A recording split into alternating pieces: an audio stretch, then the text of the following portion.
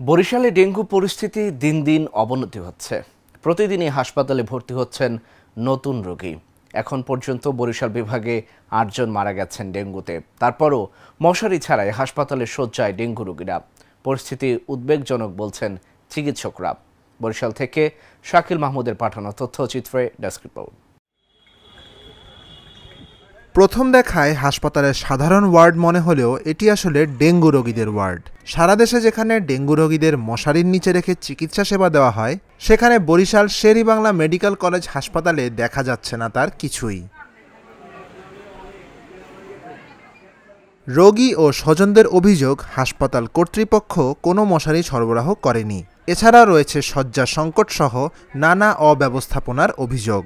ফলে হাসপাতাল জুড়ে ডেঙ্গু ছড়িয়ে পড়ার আশঙ্কা দেখা দিয়েছে। রোগী তো বাইরে নামায়, সিডে বেডে নামায়, তো সে জায়গায় তো সংকট। মশারি তো দেয় না হাসপাতাল দিয়ে, তো ব্যক্তিগতভাবে যদি কেউ আনে তো টাঙ্গানের মতো সব জায়গায় ব্যবস্থা নাই। প্লাটিলেট টেস্ট করছি কিন্তু 88% দেখাইছে প্লাটিলেট আছে, আর আজকে আমি টেস্ট করছি 15,000 নামছে। এখন বলছে ডাক্তার আরেকটা টেস্ট করতে, কিন্তু এখানে যে পরিবেশের সাথে বেশি একটা ভালো না। যেহেতু ডেঙ্গু, এটা ডেঙ্গুর কেবিন, সেহেতু মশারি তো অবশ্যই দরকার, মাস্ট বি মশারি দরকার। হাসপাতাল থেকে দেয়নি না, হসপিটাল থেকে এখন পর্যন্ত মশারির ব্যবস্থা হয় নাই বা কাউকে দেয় নাই। হাসপাতাল কর্তৃপক্ষ বলছে, ধারণ ক্ষমতার তুলনায় রোগী বেশি হওয়ায় কিছুটা হিমশিম খাচ্ছেন তারা। তবে শয্যার সংখ্যা হিসেবে পর্যাপ্ত মশারি সরবরাহ করা হয়েছে। তারপরও কেন রোগীরা মশারি পাচ্ছেন না, এ বিষয়টি খতিয়ে দেখার কথাও জানান তারা। আমাদের সব ধরনের প্রস্তুতি আছে। এখন আমরা ডেঙ্গু কিট আমাদের যথেষ্ট পরিমাণে আছে এবং স্যালাইনও মজুদ আছে। তো আমরা ডেঙ্গুর ব্যাপারে যথেষ্ট সচেতনতা অবলম্বন করছি এবং আমরা ডাক্তাররা চেষ্টা করছে যাতে করে কোনো সমস্যা না হয়। আমরা সার্বজনীনভাবে বিষয়টি নজরদারিতে আছে আমাদের। দিন দিন ডেঙ্গু পরিস্থিতি আরও খারাপ হচ্ছে বরিশাল অঞ্চলে।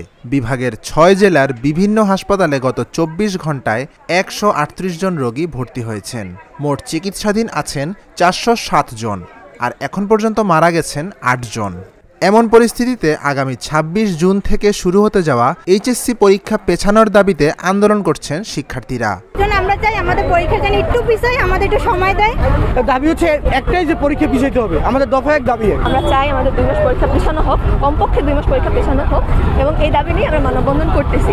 এখন দাবি মানা হবে না এই চিন্তা আমরা এখনো করি নাই। আমাদের চিন্তা আমাদের দাবি মানতে হবে এবং মানা হবে।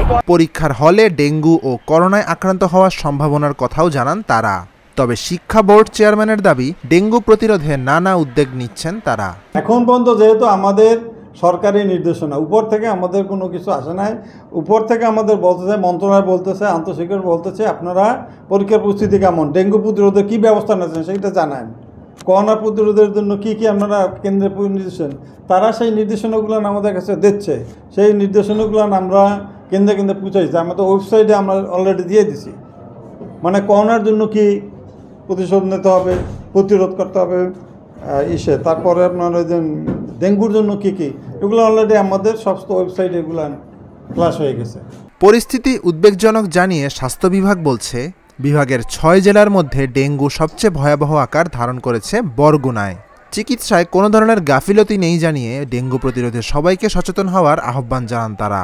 ডেঙ্গু রোগী আগের থেকেই আমাদের আছে এবং আমরা কয়েকবার ওখানে আমাদের ইন্টারভিউ দিয়ে ওখানে স্যাম্পল কালেকশন করছি, সেখানে এডিস মশা আমরা পেয়ে গেছি কয়েক পেস করে। তো যেখানে আমার রোগী আছে এবং বাহক আছে, তো স্বভাবতই রোগীকে কামড় দিয়ে এই মশাগুলো আমার সুস্থ মানুষকে যখন কামড় দেয়, সেক্ষেত্রে রোগটা ট্রান্সমিট হচ্ছে। এবং যেহেতু হাইলি পপুলেটেড এরিয়া, সেহেতু এটা খুব র্যাপিডলি আমার মনে হচ্ছে সংক্রামিত হচ্ছে। তো এইটাই একটা কারণ বলে আমি মনে করি।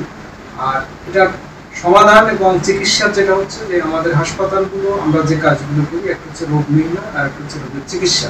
তো রোগ নির্ণয়ের যে যাবতীয় ব্যবস্থাগুলো আমি সরকারি হাসপাতালে সরকারিভাবে করানোর জন্য ব্যবস্থা করে আসছি, এবং চিকিৎসার জন্য খুব বেশি ওষুধের দরকার নয়, যে প্রয়োজন হয় আপনারা জানেন বছরের শেষের দিকে। তারপরও আমাদের সামর্থ্য অনুযায়ী যাতে রোগীদের কোনো রকম কষ্ট না হয়, সরকারিভাবে চিকিৎসাটা পায়, সেজন্য আমি নিজে ব্যক্তিগতভাবে লোকাল সিভিল সার্জন, হাসপাতালের সুপারিনটেন্ডেন্ট সহ ওখানে সবার সাথে মিলে চিকিৎসকদের সাথে আলোচনা করছি, যাতে মানুষগুলো যথার্থ চিকিৎসা পায় এবং কোনো রকম হয়রানি না হয়। বরিশাল বিভাগের 6 জেলায় চলতি বছরের শুরু থেকে এখন পর্যন্ত ডেঙ্গুতে আক্রান্ত হয়ে মোট চিকিৎসা নিয়েছেন 3075 জন রোগী। Dhaka journal news desk.